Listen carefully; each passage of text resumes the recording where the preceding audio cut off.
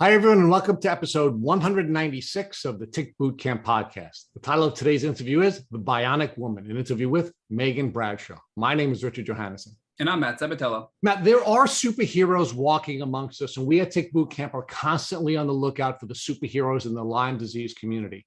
And Meghan Bradshaw is one of those people. For someone to go through all of the medical trauma that she's gone through and still have a positive mindset is really a very powerful and unbelievable phenomenon. Rich, Meghan taught us so much, including external factors that can prevent you from healing from Lyme and how to overcome a series of these factors. She also talked to us about specific treatment protocols she started recently that have really been a game changer in her healing journey. More importantly, she talked to us about the overwhelming fear and anxiety that comes along with Lyme disease and the tool set she developed to help overcome that obstacle.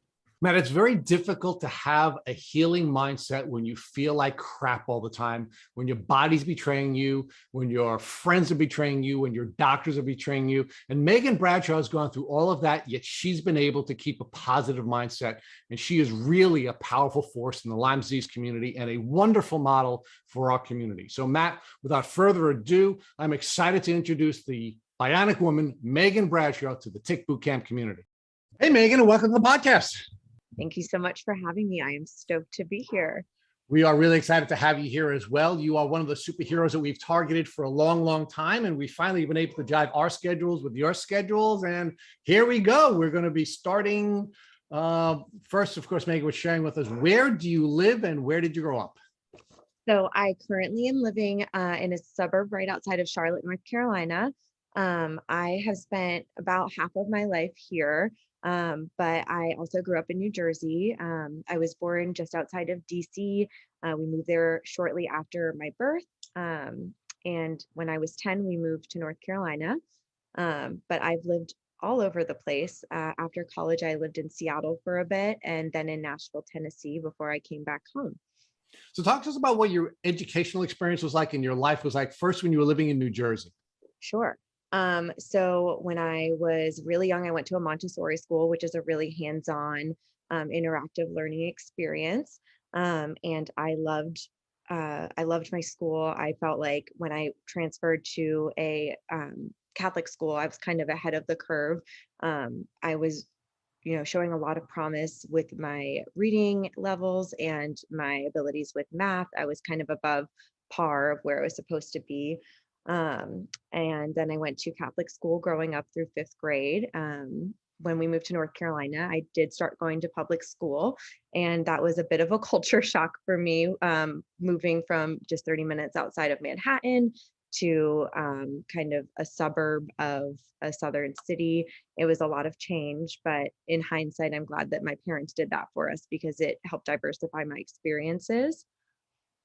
So talk to us about what kinds of things you learned about yourself first when you were living in New Jersey, meaning what kinds of things were you pursuing and what was your vision for your future at that time? That's a great question.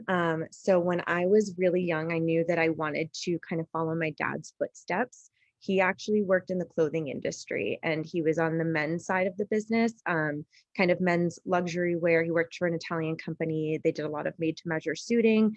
And I know he loved his job and he loved working with people. And I love the idea of working in fashion. And so I wanted to follow in his footsteps, but not too closely. And so I had my sights set on working for a really big retailer that he had done business with for years, but I was adamant about not going into men's because I wanted to do my own thing and not follow my dad. So you wanted to follow him, but not too closely. Exactly. So talk to us about what kinds of things you were doing at that early stage in your life to prepare yourself for this plan to follow in your father's footsteps, but then veer off on your own path. Yeah. So I've always had a very competitive spirit. And so I was involved in, I was a dancer, I did competition team, I was a cheerleader, I played tennis for a bit. And I also really love leading people and I love serving people. And so I always took opportunities to get involved in leadership positions, in positions like student council, student government. And that started as soon as I could run for something, I was running. And led through college and then into my career when I started working in the fashion industry. So where did you go to college and what did you major in? So first I went to Meredith College, which is a small liberal arts school for women in Raleigh, North Carolina. I really love the idea of having a really close-knit environment, smaller class sizes. And when I got there, I got super involved on campus. I was vice president of my class. I was involved on different councils. So I really had a hand in a lot of things that were going on campus, and dealing with also people who were in leadership on campus. That was a really great experience. And then I transferred to the University of North Carolina at Charlotte. I enjoyed Meredith for a bit, but I knew that it wasn't the perfect environment for me. I think I wanted something a little larger. And so I ended up transferring to Charlotte. And I studied organizational communication, and I had a minor in political science. So now let's talk about ticks and tick diseases, right? So you had this very supportive family. You had this enriching educational experience, beginning with Montessori school, then Catholic school. You went to one of the top colleges in the country. What did you learn either through your educational experience or through your cultural experiences with your family about ticks and tick diseases? So what's wild to me is that growing up in New Jersey, which is a hot spot for ticks, I really knew little to nothing. And um, I can think of so many times I loved to be barefoot playing in the yard. We played in the woods behind our house. One of our neighbors built a tree house fort for us. So I spent a lot of time in heavily wooded areas, but I had little to no knowledge about tick safety. It was just something that I knew we had to check my dog for ticks, but I guess we never thought to check ourselves. I had a weird idea that Lyme disease made your skin green. Obviously, that's not the case. But I guess in my youth, that's the association I made, was because of the color and the name. So other than being aware of the disease generally or hearing the name of the disease, you Yeah. had no information at all about Lyme disease, and you had no tools despite living in Yeah. what we call the Lyme Belt for at least a portion of your life, which was in New Jersey, and then ultimately being sort of an outdoorsy gal during your life.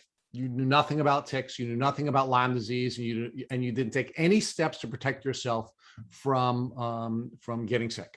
Nope, not at all, which is painful to think about. But now that's why I'm really passionate about making sure others are aware and are doing preventative measures, because it's simple things like, you know, spraying your bug spray with permethrin when you're going to play in your backyard, that can prevent a lot of issues in the future. So let's talk about issues in your past. When did you start to show symptoms of what you now know to be Lyme disease? Meaning, looking back through your childhood in New Jersey, through your childhood in North Carolina, and then of course your youth as a college student, and we'll get to your work experience in a minute. When do you think you first started to show the symptoms of your tick disease or tick diseases? And do you recall ever being treated for any of those symptoms? So the more I learn about Lyme and tick-borne diseases, the further back I'm able to go and pinpoint symptoms that were likely from Lyme and tick-borne illness. So thinking back to like elementary school, I used to have really bad shin pain. We were told that I had shin splints. Just, try not to go so hard at practice or run or whatnot, take it easy, ice them. But in hindsight, I know that that was probably Bartonella. I started having brain fog probably in like middle high school. And so it's interesting because now I understand that all of these things that had seemed just really weird, seemingly random, unrelated, were all part of this big picture issue. Megan, I want you to think about something else. Thinking about your family, I know you're from a very close family. Do you recall seeing any of these same type of symptoms that you were experiencing in any other members of your family? So that's really interesting because that's been a hot topic in recent weeks. I've been up spending a lot of time this summer with my family in New Jersey, making up for lost time since we hadn't been able to travel with the pandemic. And it's interesting because there's a lot of autoimmune diseases in my family. And I can't help but to wonder if other people in my family also have tick-borne illnesses. I actually learned that my grandfather had Rocky Mountain spotted fever as a child. And my mom, she has ulcerative colitis and Crohn's disease. And so it's just interesting that knowing that a lot of these things that can present like so many other autoimmune illnesses that are present in my family, the underlying culprit could be a tick-borne illness. So do you think it's even possible that you may have received your Lyme disease congenitally from your mother? It's possible. I've asked my mom to get tested a number of times, and she's a little stubborn, but maybe one day I'll do that just to unturn that stone and see if that was the missing piece of the puzzle. But one thing that I try to focus on is, with this illness, you have very limited energy, and I need to focus my energy on solving what's in front of me, not what's behind me. And I may never be able to piece together where and when I got bit, or how I contracted tick-borne illnesses. But so I don't want to waste too much of my energy trying to figure that out, because I think I could go up my whole life and probably never know. It's a big mystery. Well, let me ask you one more question on this piece of our discussion. Do you think it's possible that you may have some genetic predisposition where you do not have as strong an immune system, and you would therefore not have as great a set of tools to protect you from a Lyme infection as perhaps other people? Yeah, I definitely think that there's something, my case is a very unique one, like so many others, but my thing is that a tick bite has turned me into a bionic woman. And it's interesting to think how it got to that point.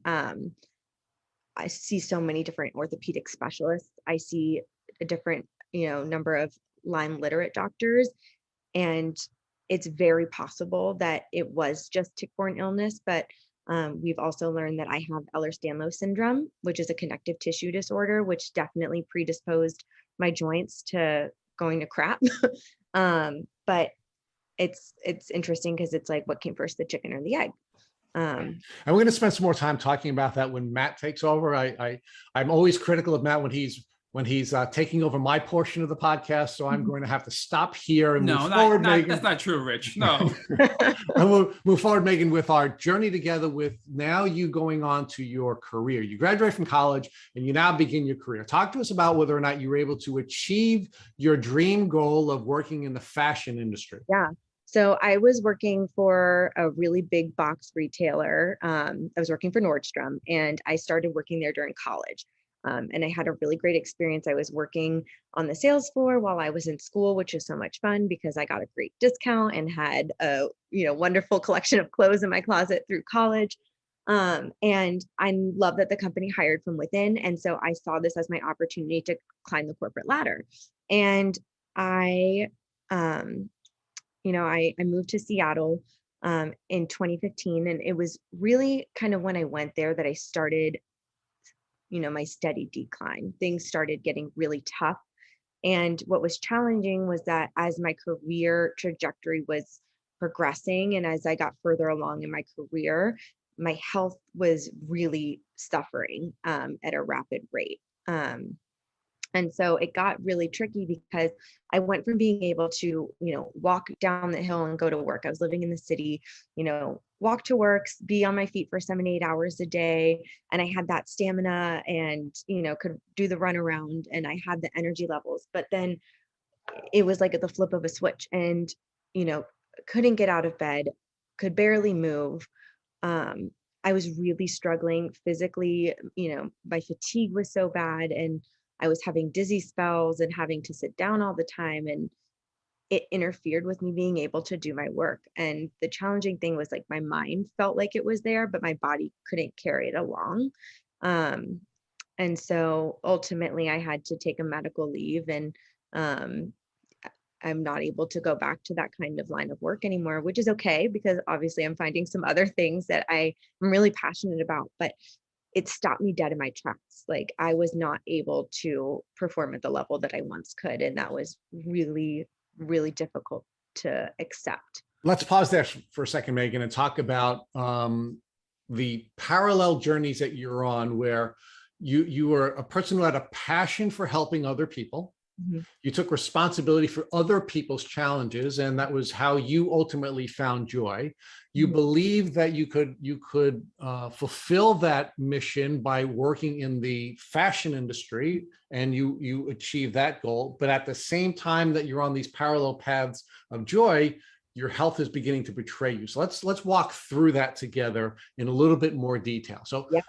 talk to us about what your experience was like at Nordstrom's, meaning you had described yourself as someone who always wanted to help other people. That was your calling through your childhood and through your college experience. And now how is that being fulfilled for you at Nordstrom's? Yeah. So what I loved about my career with Nordstrom is that we were in the business of making people feel good.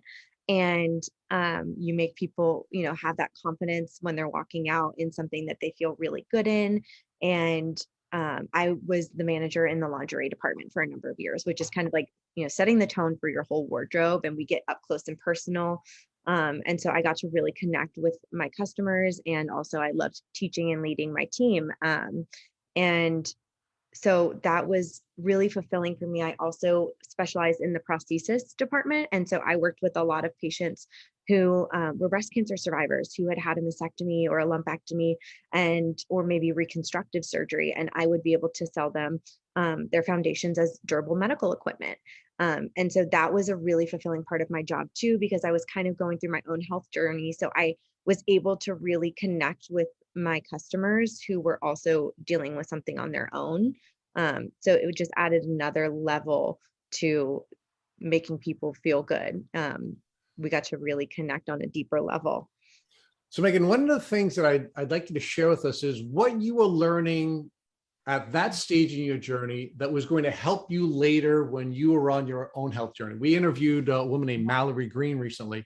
What Mhm. Mallory shared with us was that she learned that healing had to take place from the outside in, meaning when people felt good, that would create an environment where their immune system would be better able to help them overcome their challenges. Talk to us about what you were observing at that stage in your career about people, for example, who had been suffering from breast cancer and had to purchase a bra, a brassiere that would help them to look good and feel good and help them on their healing journey. Yeah. So I think, one of the challenges that I faced at that point was I was so set on my career. That was really what I wanted to passionately follow. And I was really career oriented. And so I didn't want to give that up, even though I knew that personally I was struggling.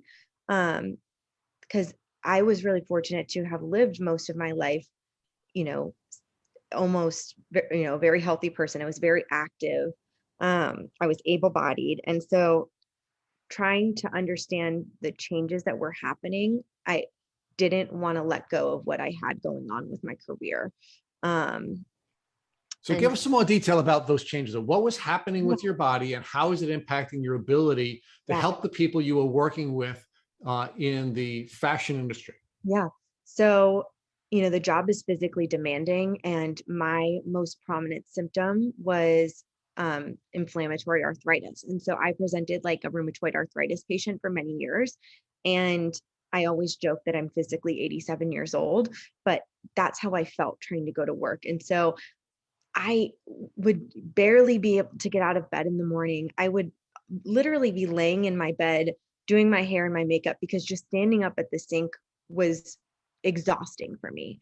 It was too physically demanding. And so, trying to get up and then get to work, and retail's retail's grueling. You're unloading large quantities of merchandise and getting in really early hours and resetting floors and fixtures. And then you're, customer facing and, you know, managing people and their performance. And when you feel like you have clouds in your head and you can't think straight and you can't focus on things that are in front of you, and your body just feels like, a dead weight, and all you want to do is rest. um it's just an uphill battle. So Megan, as these symptoms are developing while you're now pursuing your career in the clothing industry, are you visiting doctors? I am. So I had seen probably over a dozen doctors over the course of the years. And I maybe wasn't as aggressive to begin with because I was at a functional point that I could get out of bed and go to work. It was hard, but I could do it. And so I was seeing sports medicine specialists and orthopedic doctors because I had lots of fluid in my joints and they were really painful. I was seeing rheumatologists. I was seeing, primary care. I went to an ER a couple of times. I had seen a GI specialist for a full workup, urologists, like every specialist I could see, trying to figure out what the heck is going on because none of it made sense. And it was, multiple systems in my body were being impacted by it. And so it was just hard to pinpoint. I didn't think in my mind that it could be caused by one thing. And it was hard to try to connect the dots. And so I had traveled too, between Vanderbilt University Hospital in Nashville. I was seeing some really great doctors when I was in Seattle. I traveled to Cleveland Clinic, to Robert Wood Johnson University Hospital here in New Jersey. And so I was all over the country and nobody ever thought to bring up Lyme disease. Megan, how were your developing symptoms affecting you socially? Meaning, were your developing symptoms and the developing disability having an impact on your relationships with your family, with intimate partners, and with friends? Yeah, it definitely impacted relationships. My whole life, I was kind of a fly by the seat of your pants kind of gal. I loved to be really spontaneous and do things whenever I felt like it. I was wildly independent. I, had moved across the country to a city I'd never been to and I didn't know anybody. And that was a fun adventure for me. And I loved being able to walk to work and I loved being able to, walk back up to my neighborhood and meet my friends for happy hour after work. And slowly but surely, I couldn't participate in those things. I didn't have the energy. I didn't have the stamina. I had so much pain. And all I wanted to do was go home and just be in my bed because that was where I could be somewhat comfortable. So it was challenging because I would want to go out and do normal things that people in their early 20s do, socialize and over food and over drink and, traveling. And I was constantly in pain. I had to make a number of lifestyle choices. And it adds like a little bit of a challenge when you are trying to find social things to do with your friends, when you have dietary restrictions, when you don't drink alcohol.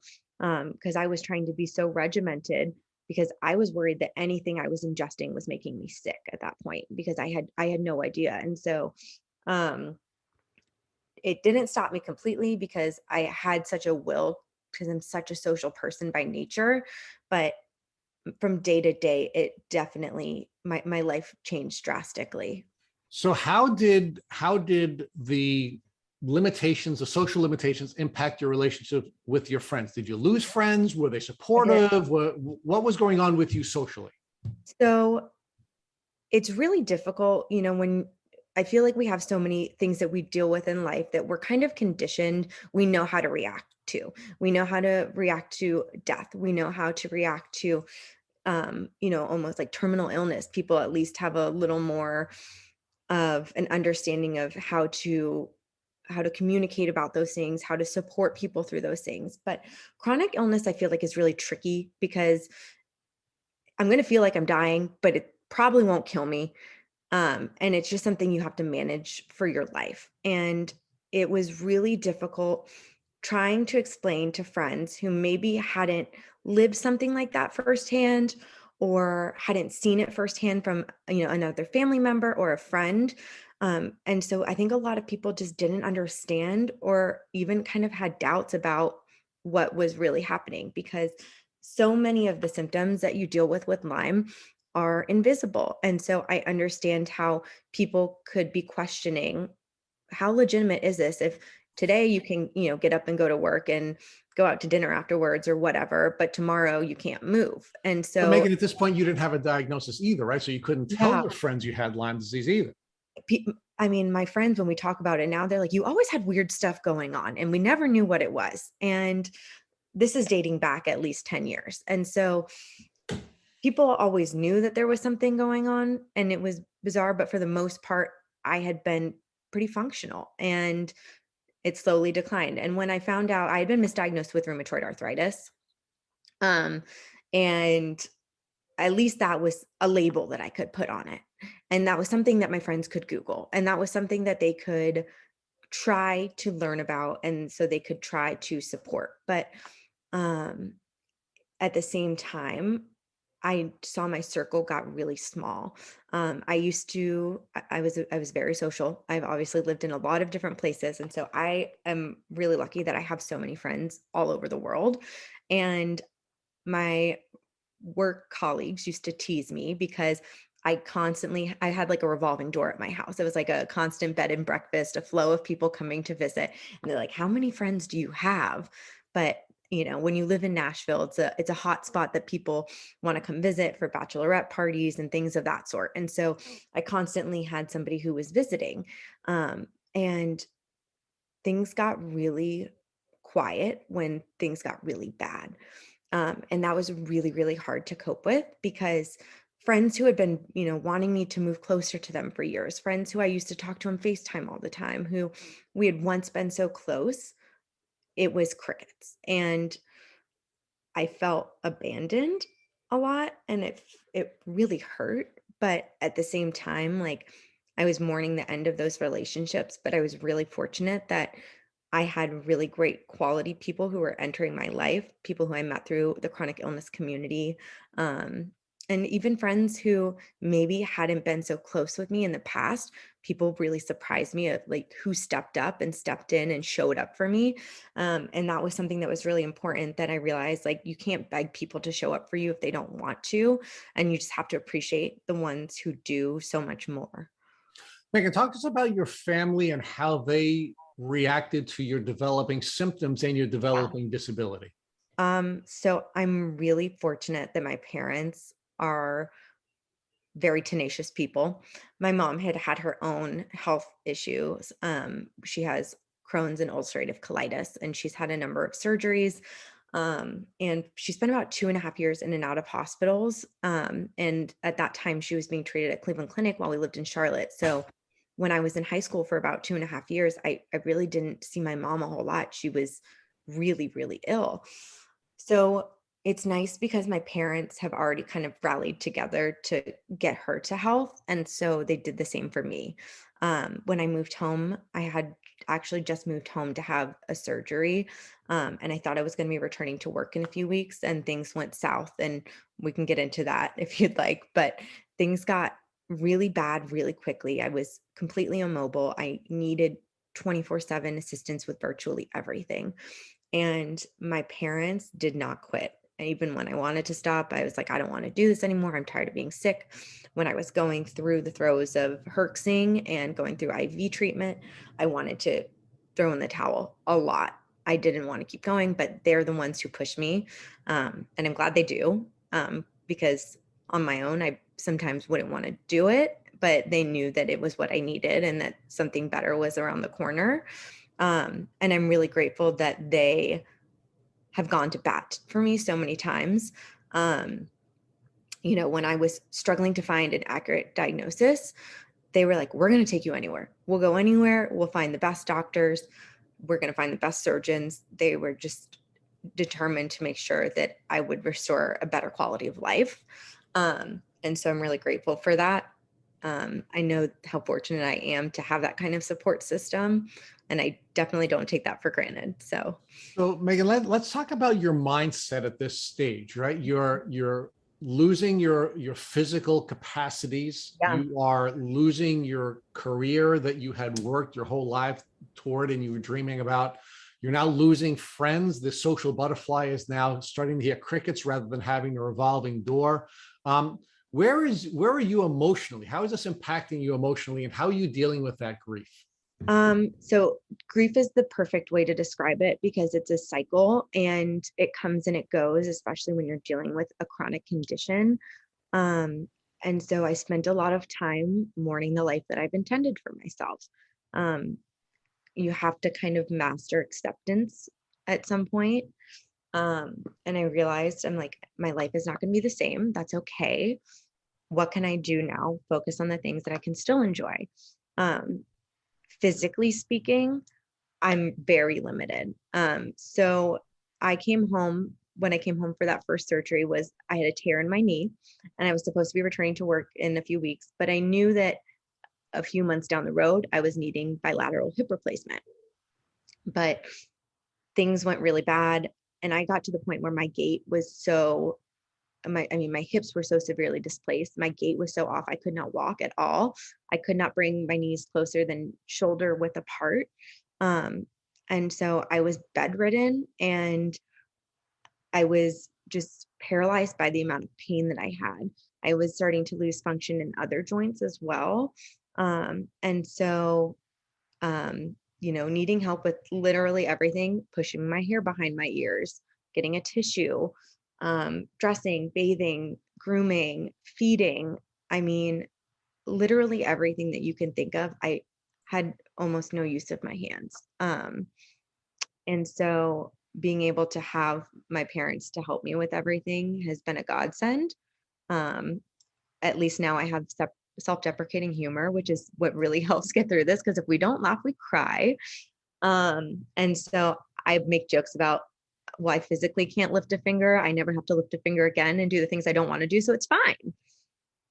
We'll just take it as it is, because I don't have to do, this week I had lobster tail, and I was like, I don't have to deshell it myself. Somebody else is going to do that for me. We have somebody to help with all the dirty work. So at least I have to put a sense of humor on it, because otherwise you just go down that rabbit hole of, this really sucks, and I really can't do shit for myself. Part of my language. Meghan, talk to us about the impact you believe that your response to all of the problems you're going through has had a positive impact on your healing journey. So what I mean by that is, rather than choosing to have this negative mindset and to say, my life sucks, this is horrible, I can't live like this, you choose to find humor and joy despite all of the physical problems you have. Do you think that having that positive mindset and being able to laugh about it is actually helping you heal quicker than you would if you had a negative mindset and this life sucks, I'm miserable? Yeah, I do. I think that, when you go through those really low lows, it's really draining of your energy. And so I try to focus more on like positive things, again, focusing on things that I still can do, things that I can still enjoy. I think that for me, it was important to find purpose in all of the pain. And so finding ways that I can use my experience to help other people. Something that somebody had told me a couple months ago was, when you deal with hardship, you handle it two ways. You either want to make change so that other people don't have to endure that same difficulty, or you say, well, I suffered, you should have to suffer too.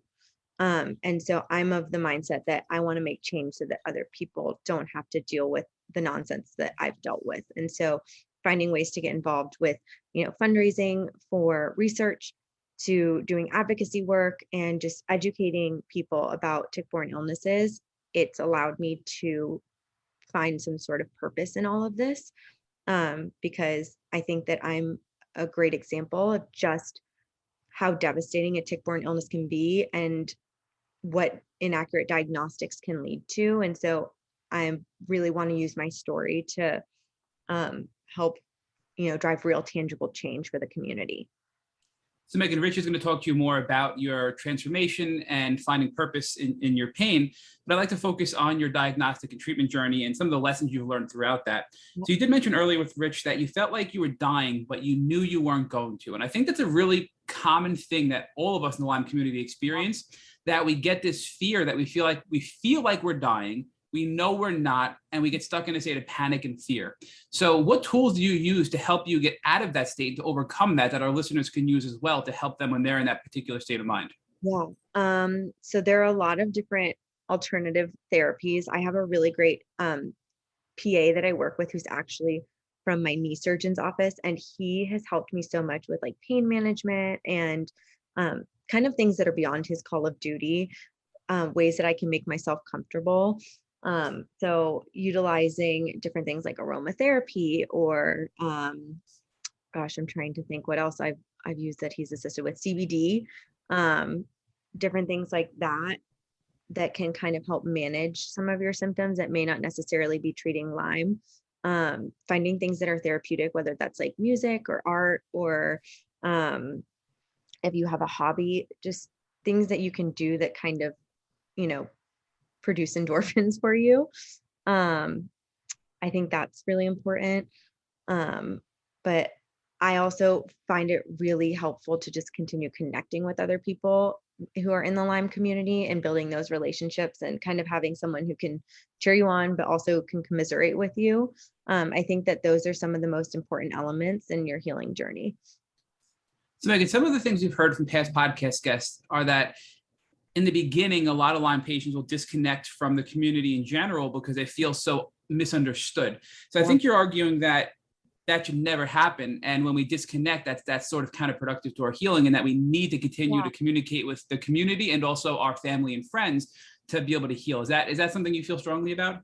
I think so. I think that, unless you get it, you don't get it. And so if you're not connected with people who are really living and experiencing this too, it can feel really isolating.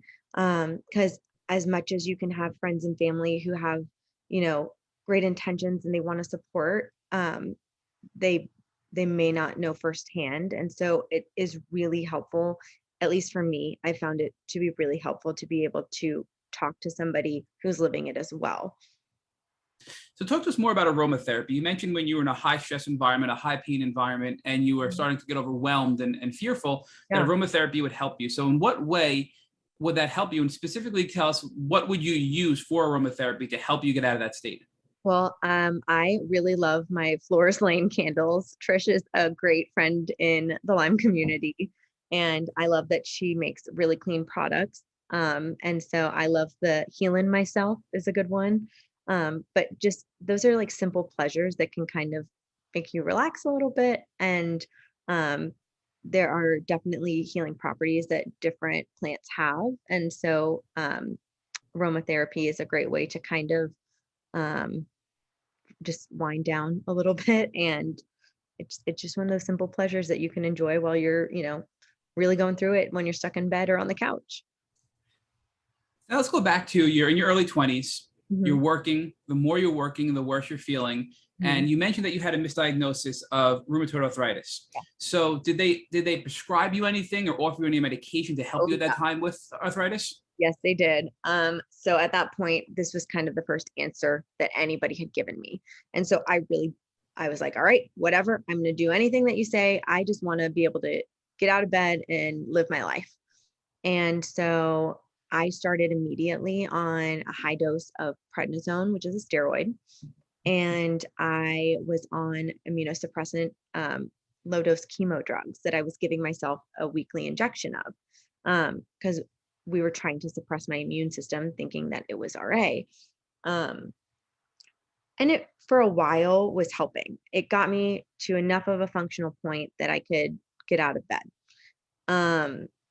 But in the back of my mind, I always had a doubt that that was really correct. I knew that there was something more, and I knew that this was merely a Band-Aid. And of course, hindsight is 2020 now. And I realized that those were probably some of the most detrimental things in my healing journey. In a normal person who doesn't have tick-borne illnesses as an underlying condition, they can cause a lot of issues. And in my case, what they did is they kind of suppressed my immune system and opened the floodgates for all of the pathogens that were in my body to run rampant. And so it created the perfect storm between suppressing my immune system and active infection and having connective tissue disorder, to destroy virtually every single joint in my body. So when I say I'm the Bionic Woman, unfortunately, I'm like running out of real estate. Like, I'm going to be full on metal, and traveling with me will probably be a pain in the butt trying to get through TSA. I was embracing it and laughing about being the Bionic Woman at the beginning, but now I'm at the point where I'm like, well, I didn't want to be that bionic. So I've already had bilateral hip replacement surgery. I had that at 26, so pretty early. I've had both of my shoulders have been totally replaced. I've had reconstructive hand surgery because the arthritis in my hand got so severe that my hand contracted and was fixed in a fist position like this. So this is my one that's about to be done on Monday. On my left hand, he basically broke my fingers and stuck some metal in them to make them a curved position. So my hands are at a functional point. So I'm able to hold a pen. I can write now, which is really exciting. I can twirl spaghetti. That was a big milestone for me. I can maneuver chopsticks, which is a very exciting one as well. But there's still a lot of things that I'm limited with. But I am hopeful that one day I'll be able to do more. My muscles have atrophied completely. I've lost like a third of my body composition, because I'm just a noodle from laying on the couch for like 2 years, going through all of these surgeries and treatment. But I'm not holding off on hope. Like I know that I've made progress. It's just really, really slow moving. And so I have to have a lot of patience with myself. And just looking on the bright side, I can sit on the couch and watch Netflix, and I would rather be working. I would rather be having my normal life. But in the meantime, I'm learning how to kind of like stop and smell the roses and appreciate little things and the little bits of progress that I'm making. Megan, I think this is a marathon, not a sprint, as some people say, and you are clearly on your way to recovery. And after interviewing almost 200 people, we can confidently tell you we see you getting better and going back and working and being able to make real change in this community, which again, Rich will touch on later on as far as what you're going to be doing now in the near future. But I want to come back to the steroids, because a lot of people tell us that the steroids make them feel so much better. So how can they be so bad for me, right? So you mentioned that the steroids open up the floodgates by suppressing your immune system, which allowed the tick-borne pathogens to take over and really attack your joints and make you so much worse. But why did you feel better then? So steroids are kind of like a double-edged sword. And I took my first dose of them. And let's see, at that point, my mom was staying with me because I was so limited on what I could do. I was in so much pain. I could not even hold my toothbrush. I could not lift a sheet off of my body. And so she had come to stay with me for a few weeks. And I took that first dose of my steroid. I took a nap and I woke up 2 hours later and I was able to walk to the bathroom and do everything independently, which I had for the previous few weeks not been able to do because I was at such a debilitating point. And so I was like, these are great. I love these things. I can move. I'm going to take them every day. But as they make you functional, they also are doing a lot of damage behind the scenes. I mean, I know someone who, he was my hairdresser years ago, broke his arm in a skiing accident, had maybe 3 weeks of steroids. He ended up needing a total hip replacement. And, they do a lot of damage. And so in my instance, it really just created the perfect storm. So, do you think that the steroids essentially masked your symptoms? And that although they did reduce some inflammation, but they were masking your underlying symptoms. And that's why it was so dangerous, because you were feeling good, but you really weren't good. I knew that it was merely a Band-Aid. But when you are so sick and you can't move, you're desperate to do anything that will provide you any relief. And that's what's so tricky, is because I know so many people in this community who we're desperate for relief. We're desperate for answers. We want a quick fix. And unfortunately, it's a lot more complicated than that. But steroids are one of those things that, well, it'll get me up and going. I guess I'll do it. It's take the risk, and you kind of have to just assess, the risks and the benefit. And that's why it's really dangerous. So let's talk about the implication of your Ehlers-Danlos syndrome and now the impact that the pathogens had at eating away at your joints. We do know that the Lyme bacteria and other tick-borne pathogens will eat away at your joints, and now you had EDS on top of this. So EDS being a genetic disorder, is that something you believe is separate and distinct that you would have had regardless, that just amplified the symptoms of Lyme, or do you think that was caused by your Lyme disease? So I have hypermobile EDS, and I always thought it was like my cool party trick growing up that I was double jointed. I have this picture that came up on my time hop or whatever a couple of weeks ago, and it was an old picture, and I was standing and my knee was like inverted, and that was the first thing that my eye caught. And it was like, oh my gosh, how did I not realize that's not normal? Like that is not how anybody should stand. Of course, now my joints are like on the opposite mobility spectrum. But yeah, EDS, I think that I've always had that hypermobility. And again, it's what came first, the chicken or the egg. And with Lyme, I've heard so many different theories about, it could have been, it exasperated it. One could have led to the other. And again, I might not ever know. I might not ever piece that together. But the important thing is now I know that that's a component of my complicated health issues. And it's something that I am working to manage, so that hopefully we can kind of stop the progression in its tracks and prevent any further damage. So now talk to us about your further decline. So you were treating with these steroids, you felt a little bit better, you were working, and then you came home for this first surgery you mentioned because of all of your joint issues. And that was the beginning, I believe, of your real crash. So walk us through that surgery and then the outcome of that surgery and how it impacted your health. Yeah. So at the time that I had this surgery, I was working with a functional medicine doctor, who was the one who actually brought up Lyme. And she had run a ton of tests. We were looking at it from every angle. I went to her because I was like, I don't believe it's RA. I don't have the rheumatoid factor. I have a hard time believing that just out of the blue, my body's going to flip a switch and blow up like this. It just doesn't make sense to me. And so she ran the testing. And it was kind of right around the time that I had that first surgery. So my first surgery, I had a very small tear in my meniscus, and it had been causing me trouble on and off for about 5 years. And during the summer, I'd bring out the old leg brace and I'd manage it. And I knew that it was, worse than humidity, and I knew that it would come and go with the seasons. But for the most part, I was able to grin and bear it and have a little Tylenol and call it a day. But it got to the point where I was like, I am barely able to get up and down stairs. I can't bend my knee to tie my shoe. I've got to have surgery. And so I came and he did my meniscus partial removal, but he showed me the imaging from the surgery because I'm one of those weirdos who likes to see the inside gory stuff. So I ask all of my surgeons for this, and I'm not a trained medical professional by any means, but what he showed me, it looked like my knee was chewed up and something spit it out, because he said it doesn't make sense. Like, this is not normal that you have this much damage.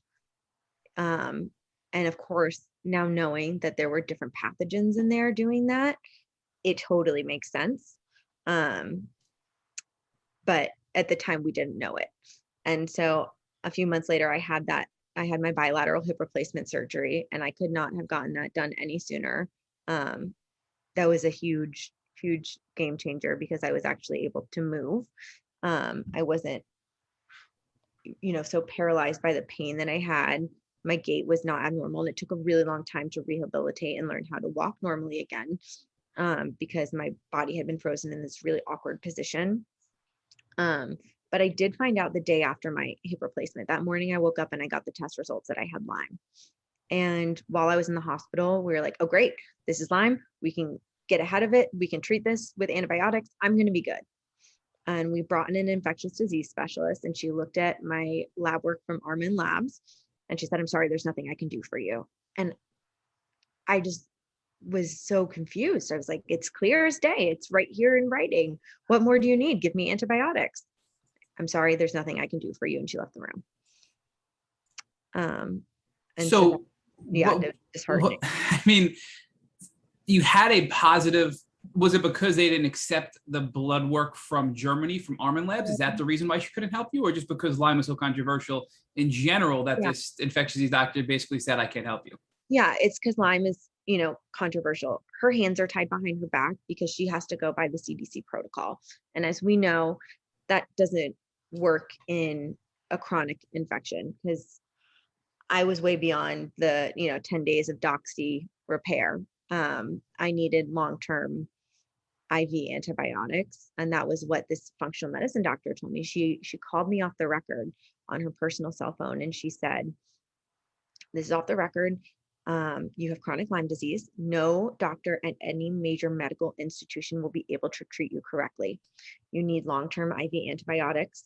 Here's a list of 3 people who I would recommend checking out. Get in ASAP. And this was a functional medicine doctor that you were seeing in parallel that was different than the infectious disease doctor at the hospital, correct? Exactly. Yep. And she's the one who kind of had brought up Lyme for the first time ever.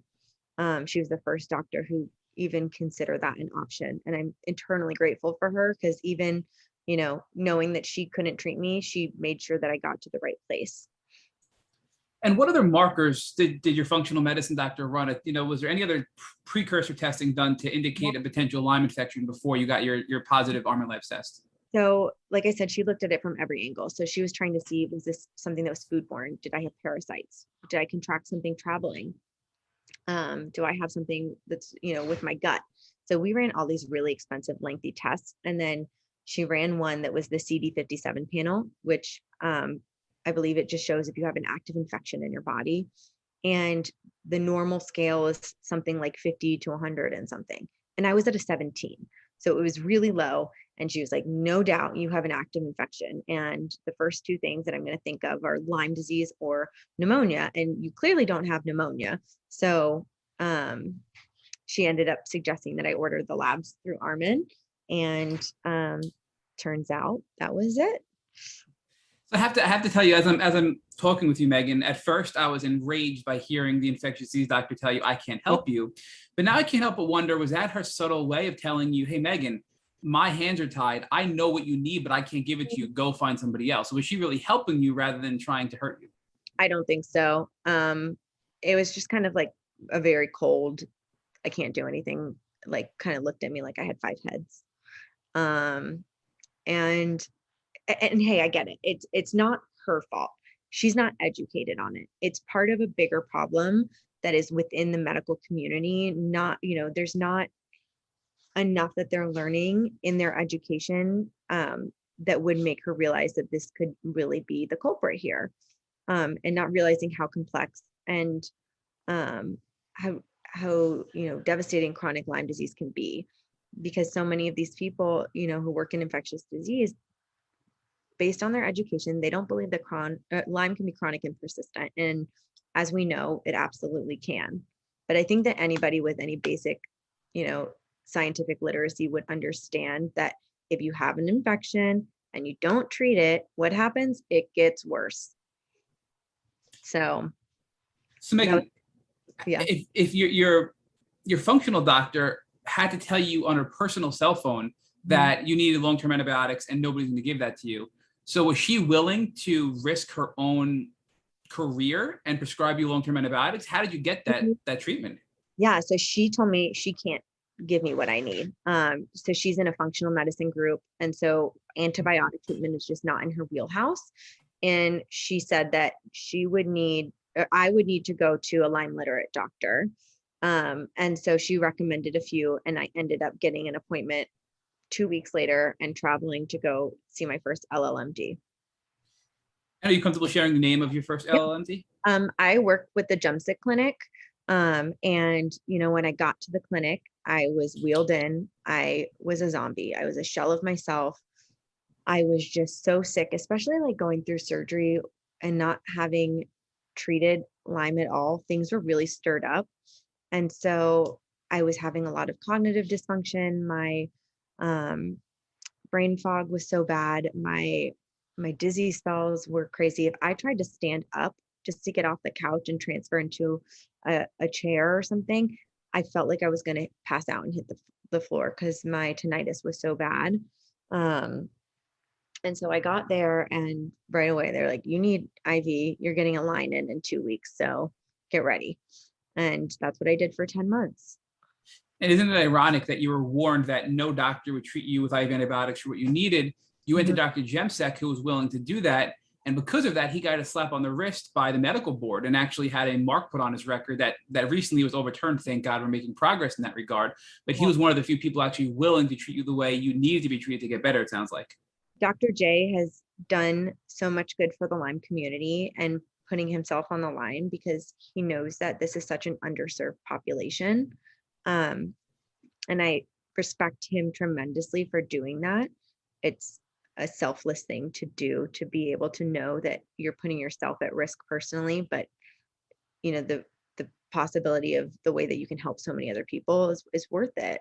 And he actually used to practice in Charlotte, which is where we live. And so, he was known in the community, and, I wish he was still there because it would have been easier than traveling to DC, but it was worth the trip. And, it got me to such a better place going through IV.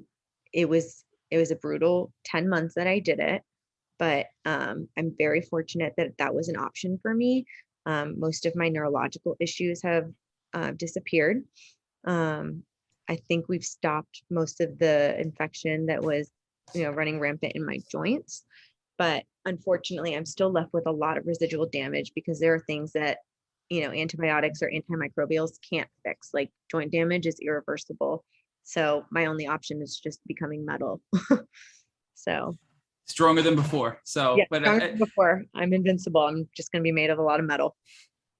so I want to follow up with how did you feel and how did your family feel? Were you questioning your diagnosis? Because if you had a positive test, your infectious disease doctor at the hospital said, I can't help you.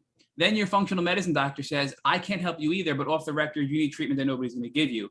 So now you're like in this like shadow society of medical treatment. Did you think that this was like possibly not real? And like, where was your head at with all this? I think my head was kind of in two different places because part of me was like, this is it. This is the missing piece. Everything makes sense. And right away, of course, I went to the internet because the internet is amazing and you can connect to people all over the world and learn things that you're never going to have in front of you in your everyday life. And so I was like, I need to find other patients. I need to talk to somebody who's lived this, and I need to know that this is legitimate. And I talked to a few people and who were so willing to share their experience with me and validate everything that I'd gone through. And hearing other people's stories and how similar it was to my own, it clicked, and it was like, this is it. This is the missing piece of the puzzle. But at the same time too, we're taught that, doctors are experts. So how is it? It didn't make sense to me how so many different doctors could have overlooked it. But obviously there's a bigger issue that I've come to learn about. And so I understand why my experience was the way it was in seeing all the different doctors I saw who never put Lyme together as part of the problem. So really, it was the community that you found on the internet that helped you have the belief that you really had Lyme to move forward and go see Dr. Jemsek. Yes, absolutely. So let's talk more about Dr. Jemsek, because we've had several podcast guests in the past treat with him as well, and he's treated each of them differently based on their own personal experiences. So with you, what was the first line of defense? You did mention, of course, the IV antibiotics, which you probably desperately needed in your case, but did he do anything before that or in parallel to the IV antibiotics that were part of your treatment protocol as well? So I had not just IV antibiotics, I was doing some oral antibiotics, and I was doing some different tinctures and herbs. And I mean, it was a whole concoction of things. I was on a lot of different medications, anti-parasitic drugs, antiviral things. And, he's really got a good science of this. And, we went through and I tried lots of different things that targeted different infections that I had. I was lucky that I was able to just begin IV right away. I didn't really have to go through like a stabilization period, excuse me.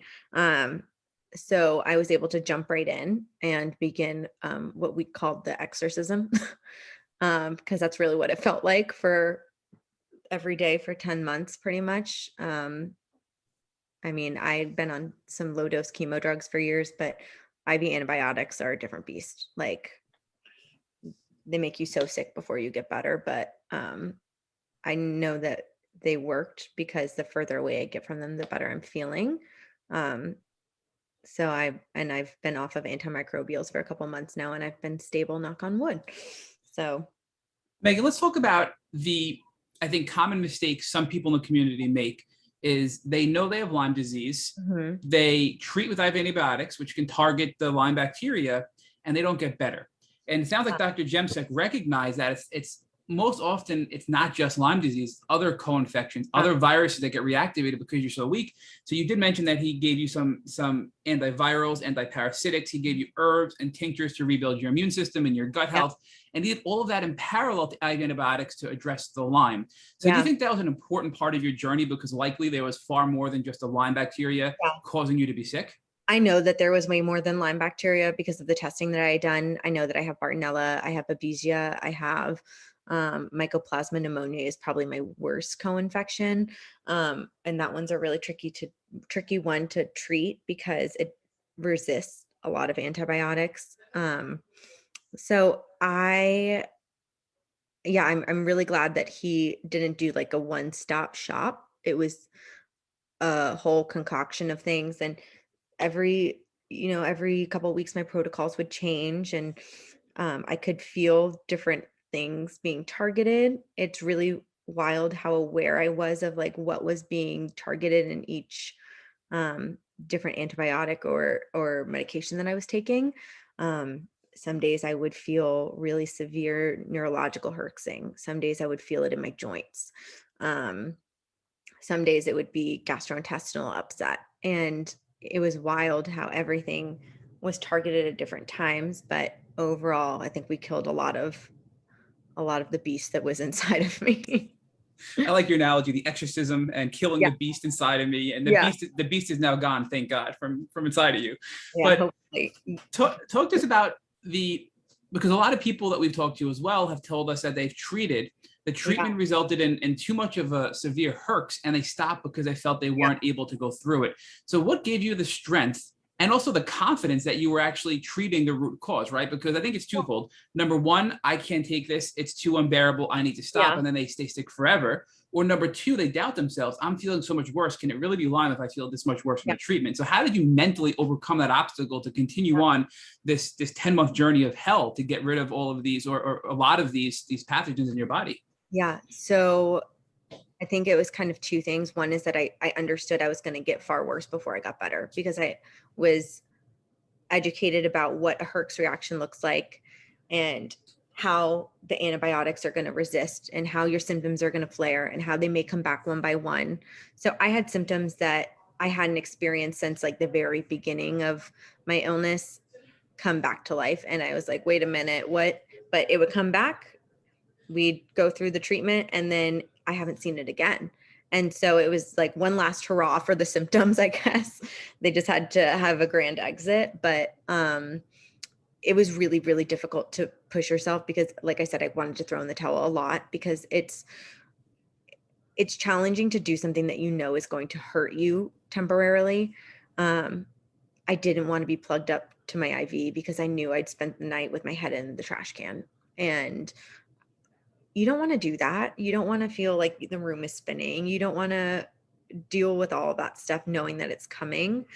So I was also lucky in that my parents were like, just sit down, we're plugging you in. It's not an option. Like, you're going to keep going. You're going to keep doing this because we can see you're getting better. So I think sometimes it's important to have somebody who's like a bit of a pit bull around you to push you to keep going even when you want to quit. And I think you hit on something really important as a tip for our listeners is that when you started to treat, symptoms came back that you didn't have that were part of your original symptomology that you were able to overcome. And that fear can result in a lot of people from stopping treatment because they don't want to go backwards. But then you noted that that was only temporary and they haven't come back since. So that was an integral part of bringing that pathogen out, experiencing that symptomology to help your body heal from whatever it was causing that symptom, it sounds like. Yeah. It is rough to go through all that and knowingly put yourself through it, but you just have to persevere because as brutal as it is, like, you're making progress when you do that. It's just like a little pain for, the gains that you're going to get afterwards. And I totally understand. I didn't want to do it myself. I really wanted to quit so many times. Literally the day that they put the IV line in my chest, we jokingly called it my boob tube. And so the day I was like, I want to go back. I want it out. I don't want to do this anymore. But it was like, I had to keep pushing, and I put up a fight a lot. Because it's hard to put yourself through that. It's hard to put your life on hold, but it's absolutely worth it if you're going to get out of the mess that you're in, or see some improvement in your quality of life, and, you know, have a better sense of functionality. Those things are absolutely worth it. The other thing that I think that's important is paying attention to environmental things, because there are a lot of environmental factors that can really inhibit you from healing. And you have to absolutely make lifestyle changes. And it's hard, because one of the challenges that I faced was, you know, fearing that everything around me, everything that I was ingesting was making me sick. So you have to be super aware of your body, and pay attention to the things that may be triggering. If it's certain foods or beverages, or if it's, you know, fragrances around you, or if it's, you know, a house that you're living in, or your work environment. There are lots of different environmental factors that can exacerbate your symptoms. I know for me, one of the biggest challenges I faced was mold exposure, which I think really heightened a lot of my symptoms for a while. I was living in a house that I didn't realize had a lot of mold.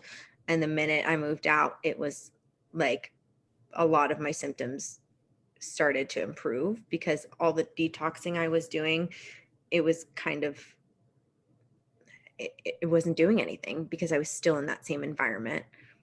And it's really difficult to have to remediate all of that, to part ways with certain things. Like I had to throw out my mattress. It's a big inconvenience, but for the health benefits, it's definitely worth it. If you're able to change your environment. So we've had a past podcast guest actually tell us that she left all of her belongings behind when she found out her house had mold in it, literally threw everything out and started from scratch and moved because it was having that much of an impact on her health. Yep. And fast forward, this was about a month or two ago that we interviewed this young woman. And now today she's doing so much better because she's out of that moldy environment, and she was doing everything right, but she just didn't know she was exposed to mold. So, and that's a key question we get all of the time from people. How did you know that there was mold in your home? What brought that to mind? And then what tests did you run to determine that mold was really a problem for you in your healing journey? Yeah. So I knew there was mold in my house. I was living in a really cute 1920s, like craftsman style bungalow. And I love a house with a lot of character.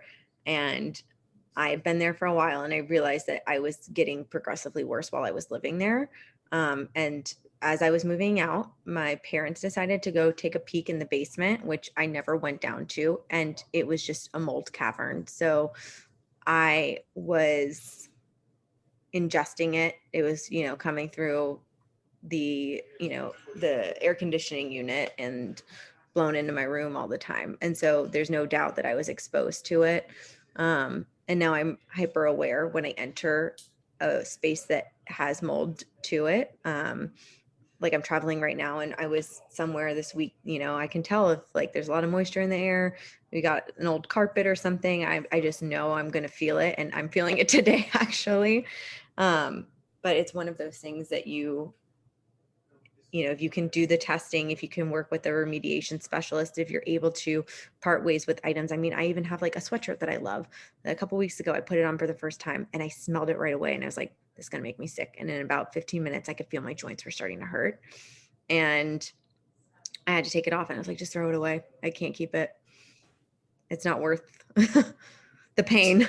So I think though, Megan, big picture is you're listening to your body more than ever now, and you're able to identify what fragrances, what scents, what food, whatever maybe causing you to have certain symptoms, and that's helped you to overcome a lot of things as well. But let's get a little more specific about that, right? So you mentioned that if you're exposed to mold, that you'll know because of the symptoms you develop, and when you left your moldy home, your symptoms started to clear up pretty quickly. Which symptoms specifically cleared up as a result of the mold? So if people are listening and wondering, am I exposed to mold? Should I pursue this avenue? They can identify, do they have similar symptoms to you that could be resolved potentially by removing themselves from that moldy environment? So I'll see it in my skin. I'll get little bits of eczema. which is something that happened only as I got older. My sinuses are so bad, and I'm pretty congested right now. And I can tell right away if I stay somewhere that I'm exposed, because I start to feel like I have a lot of postnasal drip, and my throat will really hurt. My tonsils will feel kind of swollen. My joint pain will increase. And so, and it's hard too, because again, a lot of these are symptoms that can be related to other things. So that's why it is challenging to pinpoint. But I've gotten to a point where I'm just very hyper aware of when something in my body is starting to go awry. And I can usually piece together, oh, it's because I ate, salsa earlier, and peppers are highly inflammatory for my body. Or it's because I stayed the night somewhere that has an old carpet and it's a little musky, and I was breathing it in, and now I'm feeling it today. So yeah, I think when you get out of that kind of environment too, like I moved from that old house into a brand new apartment, and there was no mold or water damage, and I was breathing great quality air with a higher filter grade that I put in my AC unit, and it's worth the splurge. But those are the kind of things that I have to pay attention to. So looking back, Meghan, I'm just curious, what are some things that you've learned that have helped you overcome some symptoms while treating, whether it be a Herx reaction, a reaction to mold exposure, food insensitivities, could be anything from light or sound sensitivities that you can provide to our audience that have helped you temporarily while treating, that have made your quality of life a little bit better going through this journey? Detoxing is key, and whatever way works for you. Sometimes it's trial and error, because what works for one person may not work for another. I know I love an infrared sauna. I love lemon water. I love activated charcoal. I love a green tea. And those are a lot of things that help me a lot, just to clear any of the junk that might be lingering in my symptom. And also with herxing, the more I increase my detox methods, whether it's doing, when I had my line, I would do a lactated ringer bag, maybe run an extra one. All those things will kind of help clean it out of your system a little bit faster, and just it helps to reduce the load of bacteria that's in there. I think that's a big one. Trying to think what else. I'm having a Lyme brain moment, if you can't. Oh, good. Nope. I'm gonna jump back to your 10-month exorcism window where you were removing the beast from within. At that time, do you recall any of the specific medicine that you were on that Dr. Jemsek was prescribing you? Any of the antiviral, parasitics, the antibiotics? The specific type of drugs that you were being prescribed? So I was on all sorts of different IV antibiotics, and I unfortunately I can't disclose specifics because to protect himself we have to sign an NDA about specific treatments, because unfortunately he's been burned in the past, and I totally understand that. But I was on a whole variety of different antibiotics that target different things, different areas, different pathogens, and I mean things that I hadn't even thought would be a part of it were essential parts of treatment. And I think I was on 5 different IV antibiotics. And then if I tried to begin to count the amount of pills that I took, I couldn't even tell you. So how long we know you were on it for 10 months. Yeah. What triggered you and Dr. Jemsek to pause or stop the IV antibiotic treatment? Did you feel you're at a place where you were better and you were ready to stop? Was there another health crisis that you had to address? Yes. So it was a combination of things. I started realizing I was really paying attention to how I was feeling while I was on antibiotics versus on my off days or off weeks. And I started to realize that, midway through my treatment, it was like a switch. In the beginning, I felt better when I was on the medication. And then it got to be the further away I got from them, the better I felt.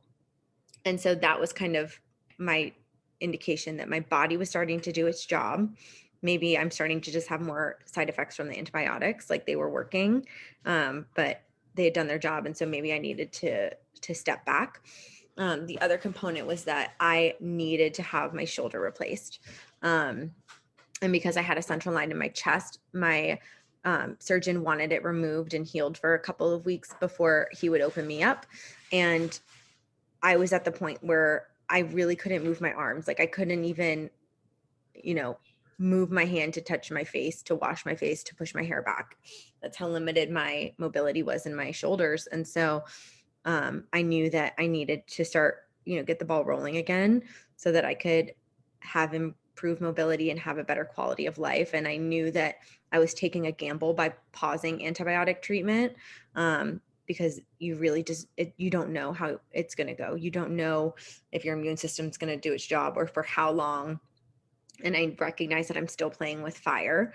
But I have had since I got my line out, since I stopped antibiotic treatment, I've had 3 surgeries. I'm about to have another one on Monday. And, anybody who's gone through treatment and has gone through herxing, that's a lot. And anybody who's gone through surgery knows that you need to give your body ample time and space to heal.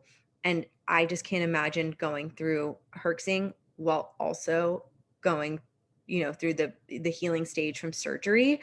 It would be way too much stress on my body. And I think it's important to listen to your body and it's what its immediate needs are, because I don't want to do more harm than good. So Meghan, this was about a year ago you stopped antibiotics and then had these surgeries, correct? Yeah, it'll be a year in November that I stopped antibiotics. So do you think that your joint damage has subsided because now you're solely dealing with Ehlers-Danlos syndrome impacting your joints and the lack of collagen and not the combination of EDS and the bacteria chewing away at your joints? Yeah. I would like to think, because I've been relatively stable since I've stopped, I haven't really regressed. And I understand that the deterioration of my joints and the damage in my joints has already been there since, before I started treatment. And so it's kind of just one of those things that you might not be able to stop it completely. And so, yeah, so I've been off of all of those. And I think that we're going to retest me soon. I'm working with Dr. Kelly now. And I really like that we're working on things to restore a lot of the damage that Lyme has done. I'm doing peptide therapy and I'm doing a lot of different supplements that help support EDS. And I've seen a lot of improvement since being on those. And so we're going to retest just to make sure that my levels are in a safe spot. But if I still have something that's lingering, I absolutely want to get ahead of it and not give it any more time to wreak havoc. What made you decide to stop treating with Dr. Jemsek and pivot over to Dr. Casey Kelly, whom we love, and actually Rich has used as his Lyme litter doctor as well? So I think that, you can have so many different doctors that help with your healing journey. And Dr. Jemsek really helped kill off a majority of the bacteria and pathogens that were in my body. And I knew going through surgery, I needed something that was a little less aggressive. And I felt like we were overlooking some of the things, like EDS is what, Dr. Kelly helped me figure that out. And so I wanted to work with a functional doctor who, had more tools in their tool belt. Because Dr. J, really focuses on more of antimicrobials. And I was really interested in trying things like peptide therapy to help restore some of the damage. And so I had heard great things about Dr. Kelly from some friends in the community. Allie Moresco was one of the people who encouraged me to check her out because she's had great progress with her as well. And so I really am glad that I've tried different things. And it is really a lot of trial and error, because there's, no two people are going to have the same experience with, different modalities for healing. And so I really like that I'm getting to try lots of different things to figure out the perfect tailored treatment plan for myself. So now that you're in this repair mode or recover mode with Dr. Kelly, talk to us a little bit more about peptides. We've had some past guests tell us that peptides are really helpful in rebuilding the collagen to address their joints. So do you think that peptides can be a helpful tool to sort of counter the damage being done by EDS? And that's something that maybe you can do, indefinitely to help your joints? Yeah. So in starting peptide therapy, immediately I felt some big changes. My sleep was improved. My cognitive function was really improving. I used to struggle and, not be able to come up with words for basic things like a washcloth or a toothbrush. Like I couldn't think. I'm like that thing on the stick that my teeth. And now I feel like my mind is as sharp as it should be. And I think that I can attribute that to peptide therapy helping me a lot. Um, as far as collagen goes, I see like changes in my skin, my hair is improving, my nails are healthy, but my joints are kind of, I think, a lost cause at this point. And Who needs them anyway? You're the Bionic Woman, right? yeah, You don't. Who needs them, right? joints? I can just put metal in my whole body.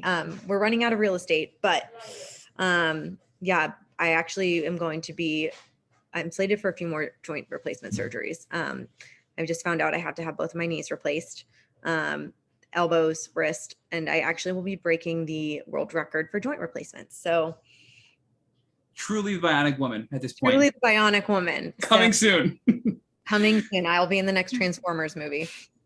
So I know there are many different types of peptides. Do you know which specific peptide you're on with Dr. Casey Kelly? BPC 157. And I might not say it correctly. I think it's thymosin beta. I want to say it was 4. TB4, maybe.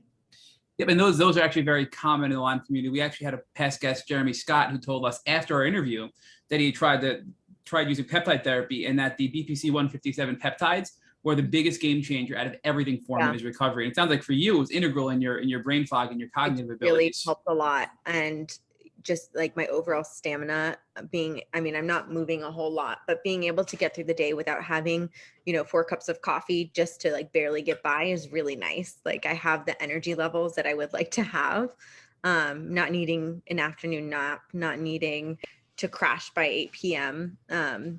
Yeah, peptides have been a great help. Do you know specifically what peptides are doing to help you feel better? You know, what they're actually doing in your body? The way that Dr. Kelly explained it to me is that they can target lots of different things, and because they're the amino acid chains that are already in your systems, and basically they just teach your body how to do things that they already do. So she said that she could give me peptides to make me tanner or to make my hair grow longer. And I was like, well, I'll take both of those. What about hair growing back that's totally gone? Would that help me? I'm just kidding. I have to say I had a lot of hair loss with going through treatment, and I am amazed with how much my hair has grown being on peptides. I have like all this baby hair that is really annoying, but you know what? It's coming back, so I'm going to take it. It's almost like postpartum hair loss, is a great way to describe how severe it can be with Lyme. But I do those, and they also help with, cognitive function. One helps with your joints and your bone health. And I'm not most well versed on these, but I see the benefits, and so I'm a believer. Megan, how does this work? Because is it a prescription you fill at a pharmacy? Is this something you have to order online that anybody can buy themselves without a practitioner? I've heard of people who do that, but I am lucky that Dr. Kelly gets them delivered and sent right to my house. So I don't have to do the runaround because I wouldn't know where to go. But I think it comes from like a compounding pharmacy, if I'm not mistaken. But I get them shipped to my house, and they just hang out in my fridge, and I get an injection a couple nights a week. So you actually inject the peptides? Is that like with a needle? Yeah. So I just get the basic syringes from my local pharmacy, and my mom will give the injections for me because right now with my hands in the state that they are, I don't have the dexterity to do it myself, which I once did, and I would love to do it myself because it's not fun when somebody who's not truly a professional poking you with a needle. Sorry, Mom, if you're listening. Well, coming soon, you will be able to do it yourself once you are truly the Bionic Woman and break that world record and become part of the Avengers. So, yeah. Are you doing anything else with Dr. Kelly besides the peptides right now to help rebuild your body? Yeah. So I recently started on LDN, and I had previously not been a candidate for it because I had been on long-term pain medication to keep me comfortable through all my surgeries and everything. And I started it, I want to say like a little over a month ago, and wow, big game changer. My energy levels are so much better. Cognitive functions improved. I've been pretty much bedbound for the last 2 years between all of the surgeries and treatment. And in the last 6 months, especially. It's been really challenging because the way that my hands and my shoulders have been, my balance and coordination is off. So I don't walk a ton. And I definitely have not been able to do stairs or anything like that. And so it's been a huge win that in the last couple of weeks, with a lot of help, I've been able to get up and down stairs. So And I you, just need someone basically boosting me up, but I'm able to do like 3 or 4 stairs. And that was like an LDN win. so talk to us about what LDN is. It's low dose naltrexone, No, correct? yes. And so I believe it's historically used to help block like your opioid receptors. So it's used in a lot of cases where an individual has a drug or alcohol dependency. And so it gives you a really big endorphin boost, and my mood's improved on it. And yeah, it helps with chronic inflammation and pain in low doses. It also helps regulate your immune system. So it's kind of like a miracle drug for me, because it kind of covers a lot of different things that I need help with. And I just wish I had started it sooner. So I wonder, you're not on any antimicrobials, you're not on antibiotics because you're focusing on your surgeries and rebuilding your body. But LDN, we do know, is a strong immune modulator and immune strengthening tool. So do you think that your immune system has sort of stepped up to become the antimicrobial component because it's now becoming regulated and actually attacking the pathogens that normally your body wouldn't have in the past? I think so. I think that my immune system is doing a better job. And I would like to say that because I've been off of antibiotics for so long and haven't regressed, that's kind of my indicator. But then again, there could be things that are going on under the surface that I'm just not aware of. And so, hopefully in the next couple of weeks, I'll do some testing and we'll have a better idea. But overall, I think we're in a decent spot, comparatively speaking, at least. I think you're in a very good spot at this point. So any negative side effects that are noteworthy for LDN or even the peptides that our listeners may be wondering, hey, I'm really interested in trying that, but what are potential negative side effects that I could experience from those? Dr. Kelly explained to me that they were really low risk for both of them. She said that some people may not have as much of, as many good outcomes with peptide therapy. It worked for me though. And so again, it's one of those things that I think that it's trial and error, because what works for one may not work for another. Um, but overall, I've been happy with it. I haven't really had any adverse reactions, luckily. So I'm glad that it's a little risk for a great reward. I also wonder if LDN could be used as an alternative to people who need to go get prescription anti-depression medication, anti-anxiety medication that becomes very addictive. You mentioned that LDN actually helps boost endorphins naturally. So do you think that could be an alternative some of our listeners should look at to traditional Western pharmaceuticals? I mean, again, I'm not a medical expert by any means. I can just say, as a patient and as a person, what I've seen in my experience is that my mood's improved significantly since on it. And, when you go through chronic illness, you deal with anxiety and depression. And that's something that is very real and that I have battled with myself. And I've seen a significant change since I started LDN in just my overall demeanor. So talk to us now. I always love to ask the question of you were bedbound at one point, and now you mentioned you're able to walk through stairs a little bit. Give us a situation that you've been in recently where you've been doing something that you never thought you'd be able to do as a result of all the hard work you put into your treatment journey. Oh gosh. So recently I with my hands, the way that they are, like I'm having to regain fine motor skills. The things that I do in hand therapy are kind of what you would be doing with a toddler who's learning how to write, who's picking up marbles, who's playing with Play-Doh. And I never thought those things would be so exhausting, but they are, because working your hand is really mentally challenging too. It requires a lot of work. So, me being able to pick up small things and put them in my own mouth, like eating pistachios, like that was a big win. Being able to twirl a fork to eat spaghetti, that was a big win for me. It's little things that to anybody who, may not have experienced something like this, it seems so insignificant, but it's kind of a big deal when you go from being completely independent and able-bodied to having little to no, you know, function or independence on your own, needing virtually help with virtually everything. Um, so yeah, those are big wins for me. So Megan, we want to talk to you about now your transformation, right? Mhm. And how you've been able to accomplish as much as you've been able to accomplish despite all of the challenges you've had to face, right? Mhm. We often call this the beautiful piece of Lyme part of our podcast. Talk Yeah. to us about what you've learned about yourself on this journey that you believe you would not have understood had you not been on the journey. That's a great question. This whole experience for me has been very humbling. As I've said, I was, a very wildly independent person. I like to do everything for, excuse me, for myself and by myself.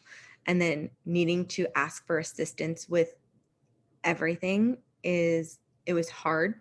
Um, and that was a hard thing to accept, that I needed to ask for help.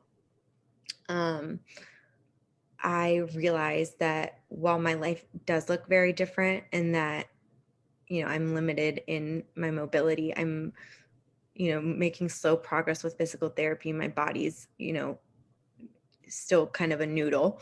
Um, I'm making those, progress. My mind is still, I feel like, doing well. And I think that's important in my instance that I separate them, because, I could wait my whole life for my body to catch up to my mind, and it may never happen, and that's okay. But I realized how many things that I still can do, if I'm, bedbound, or if I'm needing a mobility device. There are still many things that I can do and feel productive and feel like myself. And I think it's important to find those things and stick to them. Um, so yeah, I think that's kind of the gist of it. So Megan, let's talk about grief and purpose, because they are the sort of Yeah. the two parallel emotional concepts that are really powerfully coming through to me as I'm listening to you and Matt talk. And we know that grief is a cycle. You and I talked a little bit earlier about the grief cycle, and one of the thought leaders that we study talks about the grief cycle as being denial, anger, Mhm. sadness, bargaining, and acceptance. Yeah. And one of the things we've observed in this podcast is, unfortunately, many of the folks who go through that grief cycle repeatedly. The first grief cycle, when your body begins to abandon you and you get sick. Then a second time when you go through your diagnostic journey, where you get a diagnosis and you lead yourself to believe that taking a couple of pills, or at least the medical community leads you to believe that you should expect that you'll take a couple of pills and you get better, and you don't, and then you go through the cycle again. And then you have all of these different stumbles that or stumbling blocks that you have to overcome, and you sort of keep going through that grief cycle. And the problem with going through the grief cycle so many times is, in many cases, people get stuck. They get stuck with on the anger stage, or they get stuck on the sadness and ultimately depressive stage, and they never get through the cycle to the point where they can create something new, right? But you always create something new. And I'm just wondering if you believe it's because you've always had this purpose. You've lived this purposeful life all the way from when you were a small child, where you were going to help other people, and you were going to help other people in some very powerful ways. And despite you going through everything that you've gone through, you stayed focused on your purpose of helping other people. And now you're continuing to do that. So is it because you've always had this purpose in mind that you've been able to go through all these challenges and go through the grief cycle repeatedly, but continue to create something new to achieving your purpose? Yeah. So I've been through that cycle many a time. And, every time you get a new diagnosis, or if I learn I have to have another surgery or have a little bit of a setback, I start with the cycle again. And I think, where I'm at, I've gotten to the point where sometimes I feel like I can jump through different cycles, and I'm like, okay, like, let me focus on the things that I can actually control here. There are a lot of elements of this that are totally out of my control, but like, if I can hone in on the things that are within my control, I can feel like I'm in charge and I'm taking the reins on my own health journey and my personal life too. So let's Um, pause that for a second, Megan, because I think that's really important. So one of the tools that you're using to keep yourself emotionally healthy is recognizing that focusing on the things that you can control rather than on the things you cannot control will allow you to remain emotionally healthy. Yeah, I totally believe that. That's something that my dad has always said my entire life. Focus on the things that you can control. And that applies to, chronic illness and disability. It applies to, your work life. It applies to relationships. It applies to so many different things, because if you spend your time worrying and stressing about things that are out of your control, it's just wasted energy. And so being able to focus on the things that I can control. So obviously I can't control the fact that I have complete musculoskeletal deterioration, but what I can control is that I can do things that are improving my mindset right now. I can improve my cognitive function. I'm like, I can go back to school from my couch. I can, eventually get back to work. I can do advocacy work. I can find ways to be productive, to be fulfilled, to help others. Um, and And within, pursue your purpose. yeah, and pursue my purpose, and do it all from the comfort of my couch, because I realize I'm not going to get up and run around like I used to. That's okay, because you can still make change from, being seated. And Megan, you also talked about focus earlier, about focusing on the things that you have rather than the things you don't have. So talk to us about how you learned through this journey, the importance of focusing on what you have rather than what you don't have. Not only just what you can control, but also what you have. Yeah. So I recognize that in my experience, as much as I've been dealt a bad hand, I'm very, very fortunate that I have a great support system. I have the resources to improve my condition. And I recognize that those are privileges that, many people don't have. And so I appreciate that I have those things and that I have the means to improve my condition. Um, and so, in my experience, I find that it's important to keep that mindset, to recognize those things, and to find out how I can use my experience and, my platform and my connections to improve things for other people in this community. One of the mantras that I've always had that was from my work experience that, I actually learned from looking at Nordstrom is, you leave things better than you found them.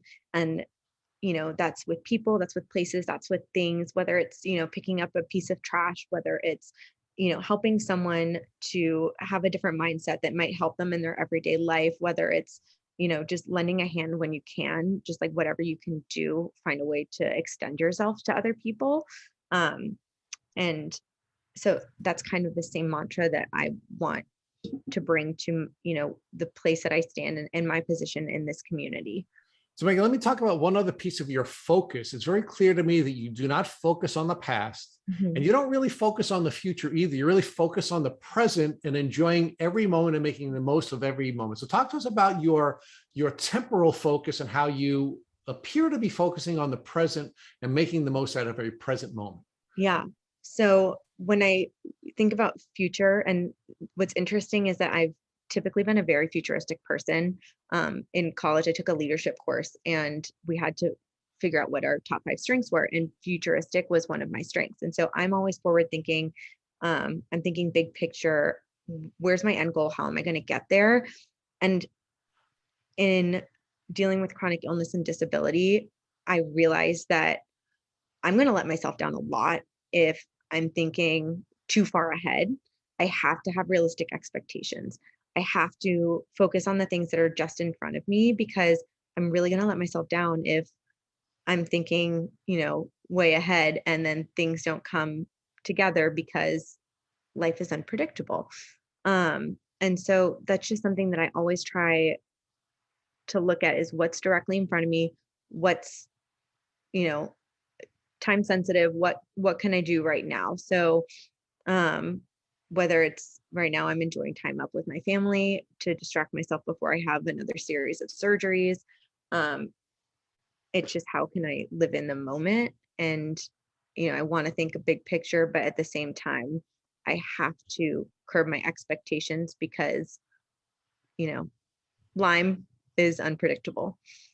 So Megan, talk to us about purpose and identity and Mhm. how your purpose has helped you to maintain an identity of someone who is not a victim, but as somebody who is a warrior in this battle. It's a really great question. So I have an interesting little segue, because I love that you said warrior in this battle, and I shared this recently with Allie. I was talking with her about this. Um, I don't want to have the victim mentality because that's not the best position for survival, and that's all I'm trying to do right now is survive and be as comfortable as possible. Um, because you have to focus on just what's in front of you. So a couple of years ago, when I lived in Nashville, I survived a violent assault, and I spent the night in the trauma center. And I was very, very fortunate to not have sustained any life-threatening injuries. We were very concerned that I had um, received, I had blows to my head. So I thought that I was going to have a traumatic brain injury or damage of some sort. And I was able to walk out in the morning and luckily had little to no long-term effects. Um, but that morning when I was leaving, I had paper scrubs on because they had to cut my clothes off my body. And the jacket that I was wearing the night before was a camouflage jacket. And I had that on and I caught a glimpse of myself in the mirror with this camo jacket on. And I had blood coming out of my ears. I had a, black eye. I was really banged up. I was in horrible shape.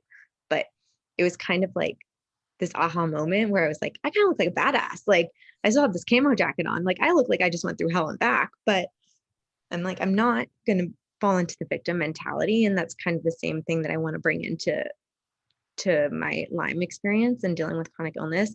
So I have this weird thing that I do that every time I go to surgery, I wear my camo sweatpants. Because it's kind of like a reminder of, okay, you're a fighter. You're not quitting. You're not gonna succumb to being a victim. And it's really easy to fall into that because you can spend so much time wondering, why me? Why did this happen? You can feel a lot of guilt. You can deal with so many different facets of negative energy around these things, but you have to bring the kind of energy to get the outcome that you want. So that's So Megan, one of the things that we shared with you offline that I want to share with our community is that what attracted us to you was that we have not witnessed someone have to go through as many traumatic, at least physiological experiences as you, but yet become a leader in the community. And we've watched you, for example, show leadership in the Lyme community on some of Ali Maresco's events. And that made us want to interview the superhero because there are very few people that we have seen who have that sort of badass mentality, who is taking control of Lyme disease and is the boss over her Lyme disease rather than her Lyme disease controlling her, despite surgery after surgery after surgery, despite all kinds of things being taken away from you. And you still very clearly have pursued your purpose of helping others by becoming a leader in the community. So talk to us about how you've gone from being a leader in so many other places to now being a leader in the Lyme community, and what inspired you to try to help others despite having so many challenges yourself. So I love helping people. I love like serving my community. I love teaching. I love leading. I love developing people. I thought about all these like facets of my career that I really enjoyed. And I thought, okay, how can I bring this to the Lyme community? And so I was really fortunate that a friend of mine had shared with me Allie's information and was like, this is exactly what I feel like you should be doing, all this advocacy work and, helping with fundraising. In college, I was really passionate about philanthropy. I was in a sorority. I was a philanthropy chair. I loved, fundraising. I loved helping with anything to give back to the community. And so I reached out to Allie and I was like, what you're doing is exactly what I want to do. Pull me along with you. And it's allowed me to find this purpose. And so we've helped raise a little over $50,000 for Global Lyme Alliance to fund research for tick-borne illnesses. Getting involved with Center for Lyme Action is a great organization to get connected with to help advocate for legislative change. We got to lobby Congress earlier this year. That was really neat. And so being able to participate in all those things, I really love Adina and Lyme TV and the work that they do to really educate the public.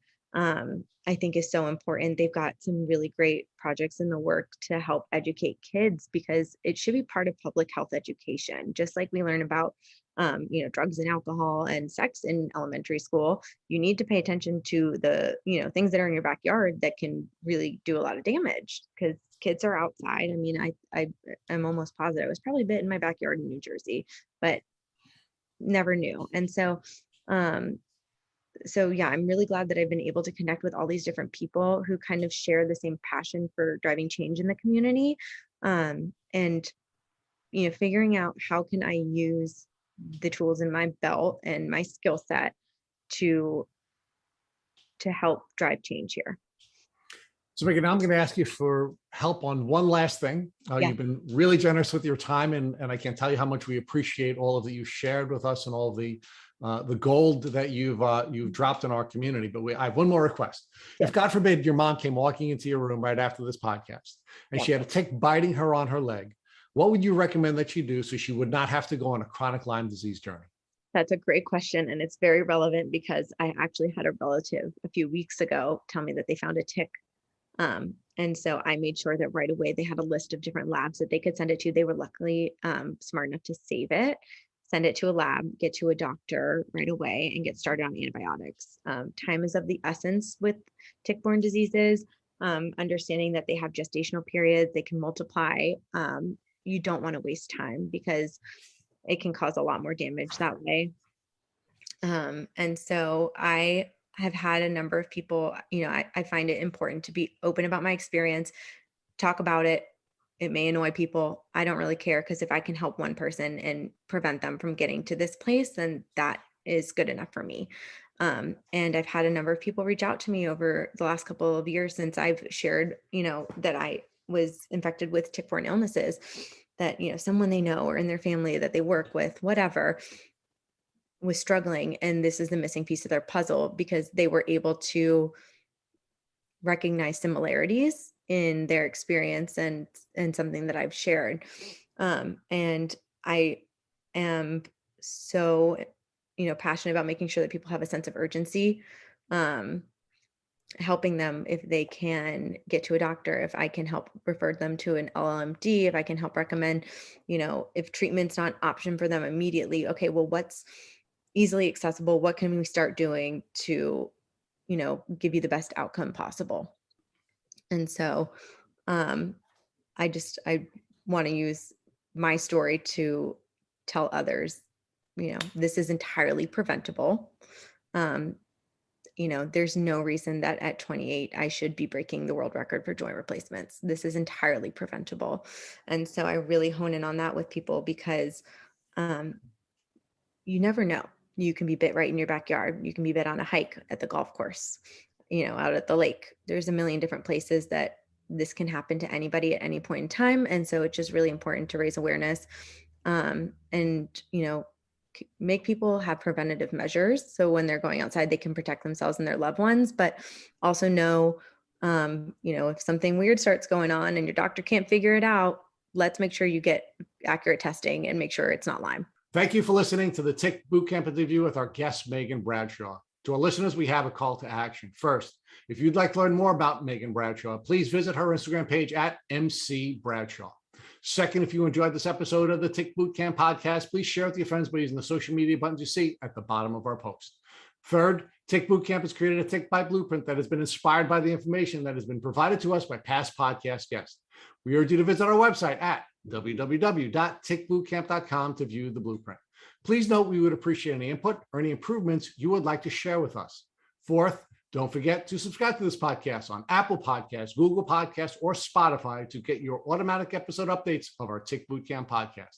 And finally, we thank you, the members of our community, for your comments on our past podcast episodes. Please take a minute to leave us an honest review on iTunes, on Instagram, or on our website. We make it a point to read every single one of the reviews we get. Thank you for listening.